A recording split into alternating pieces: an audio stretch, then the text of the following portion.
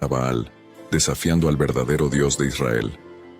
Con la autoridad que Dios me otorgó, me acerqué a Acab y declaré una declaración audaz.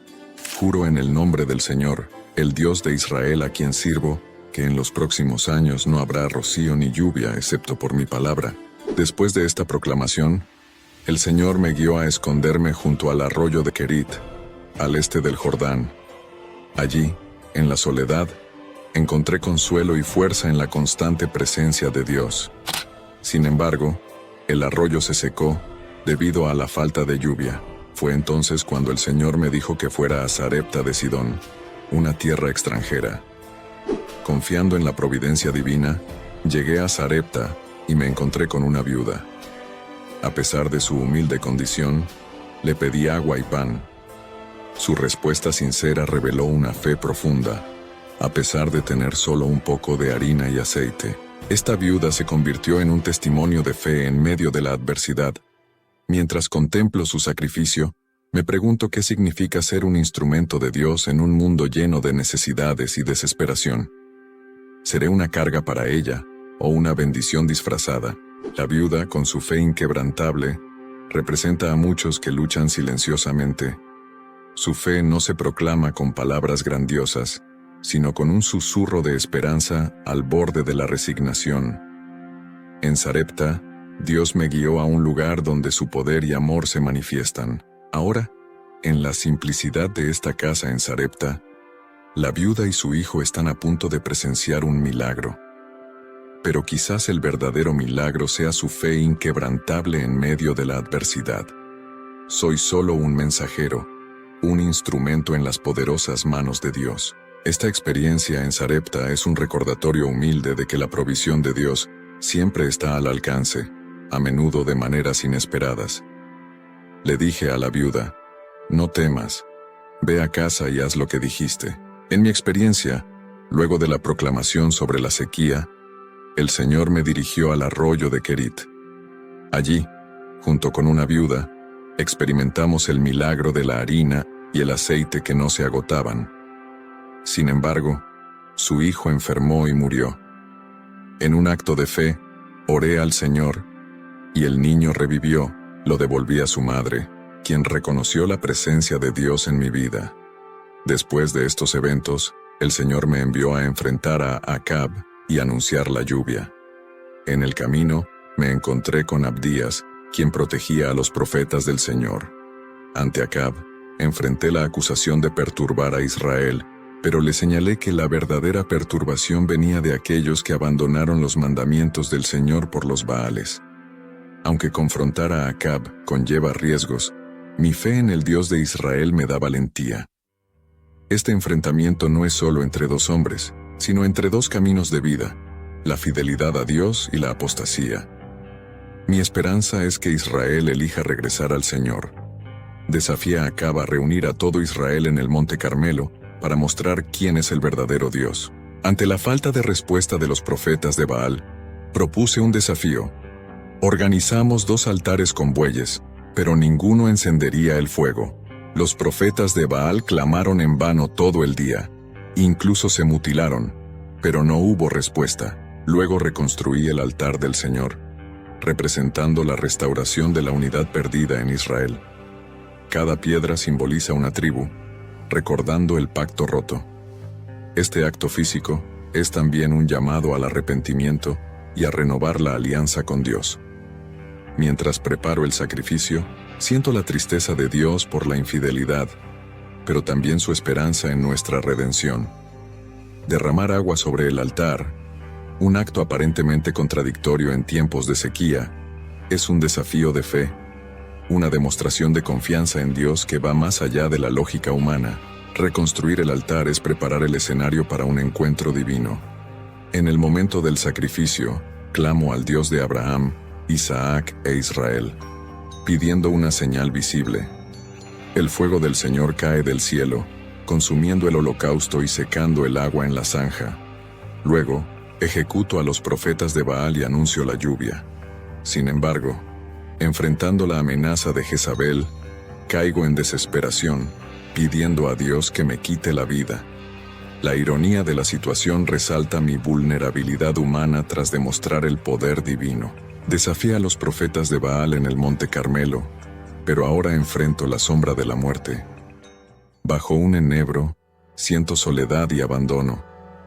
En mi desesperación, reconozco la limitación humana y la verdad de nuestra condición. Aunque la fe no nos hace inmunes al miedo, nos ofrece refugio. Mientras duermo, un ángel me fortalece con comida y agua, revelando la misericordia divina en la desesperación. Dios me llama a levantarme y comer para un largo viaje. Viajo durante 40 días y noches hasta el monte Horeb, donde entro en una cueva. Dios me pregunta por mi presencia, y le expreso mi celo y la persecución que enfrento. En respuesta, experimento fuertes vientos, terremotos y fuego, pero Dios no está en ellos. Finalmente, oigo un suave susurro, revelando la presencia divina. Dios me instruye a regresar y ungir a Asael, Jehú y Eliseo. Esto no es solo una tarea, sino una señal de la obra continua de Dios en la historia. Aunque me siento abrumado por la muerte, encuentro un nuevo propósito en seguir las instrucciones divinas, siendo parte de un plan mayor que se desarrolla a lo largo de los siglos. El cambio de poder ordenado por Dios es una responsabilidad inmensa, pero también una muestra de su soberanía sobre las naciones. Al ungir a Eliseo como mi sucesor, visualizo no solo el futuro de la profecía en Israel, sino la continuidad de la misión que inicié. Eliseo llevará la antorcha de la verdad, desafiando la idolatría y recordando a Israel a su Dios. Esta transición refleja la renovación de la promesa divina, transmitiendo la llama de la fe a la próxima generación. La revelación de que Dios ha preservado 7,000 fieles en Israel, quienes no se han inclinado ante Baal, me brinda consuelo y aliento. En mi desesperación, descubro que no estoy solo. Existe un remanente, una comunidad de fe que ha resistido las presiones. Esto no solo reconforta, sino que también subraya la fidelidad constante de Dios, quien reserva un pueblo para sí, incluso en los momentos más oscuros. Este nuevo capítulo en mi viaje, lleno de unciones y promesas, renueva mi fe y enfoque. Comprendo que, aunque me sienta perdido, Dios está obrando detrás de escena, tejiendo la historia en una tapicería más grande de lo que puedo percibir. Mi tarea es confiar, obedecer y avanzar, sabiendo que soy parte de algo mucho mayor que mi propia historia. Siguiendo las instrucciones divinas, encuentro a Eliseo arando con bueyes, y simbólicamente lanzo mi manto sobre él. Eliseo decidió seguirme después de que dejó los bueyes y se despidió de su familia. Antes de partir, sacrificó los bueyes y compartió la comida con el pueblo. Más adelante, enfrenté a Acab por su codicia hacia la viña de Nabot, quien se negó a venderla. Jezabel conspiró para acusar falsamente a Nabot y permitir que Acab tomara posesión de la viña. Al confrontar a Acab, éste se humilló y ayunó. Y Dios decidió aplazar el desastre durante su vida, reconociendo su arrepentimiento genuino. Esta experiencia me lleva a reflexionar sobre la misericordia divina y la complejidad de la justicia. La humildad tardía de Acab y la respuesta de Dios revelan que incluso en las almas más oscuras hay espacio para la redención, aunque las consecuencias generacionales del pecado son evidentes. Este episodio destaca la interacción entre justicia y misericordia, recordándonos que los caminos de Dios superan nuestra comprensión. La lección clave es que nunca es tarde para el arrepentimiento, y Dios siempre está dispuesto a escuchar a un corazón contrito. Este recordatorio nos insta a buscar sinceramente a Dios, reconocer nuestros errores y buscar su misericordia. A pesar de los enfrentamientos y mensajes proféticos, mi jornada continúa con estas reflexiones en mente.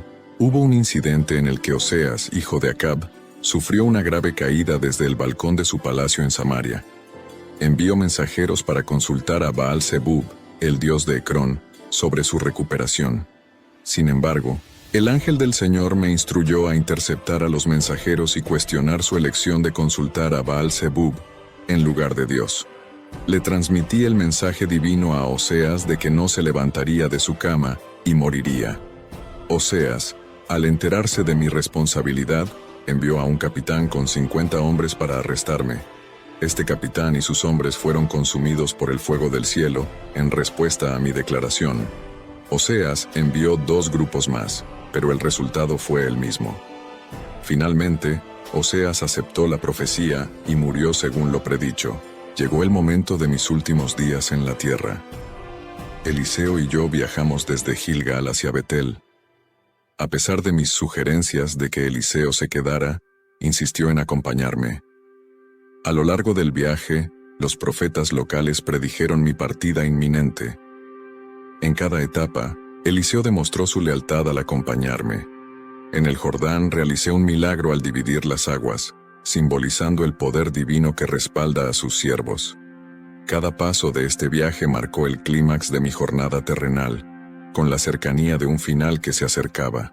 La determinación de Eliseo y su compromiso con el llamado divino representaron la continuidad del trabajo que había comenzado, llevando consigo la palabra del Señor a Israel. Enrollar el manto y golpear las aguas era un gesto cargado de simbolismo. Ese manto que pronto pasaría a Eliseo era un símbolo del llamado profético, un manto de responsabilidad, poder y servicio a Dios. Al ver las aguas dividirse, sentí una mezcla de emoción y serenidad. Era un signo de que Dios estaba conmigo hasta el final, confirmando mi misión y preparando el camino para aquellos que vendrían después de mí. Esta jornada final era un tiempo de reflexión y anticipación. Reflexión sobre la vida que había vivido, los desafíos que había enfrentado y la fidelidad de Dios en cada etapa. Anticipación de lo que estaba por venir, no solo para mí, sino también para Eliseo y para Israel.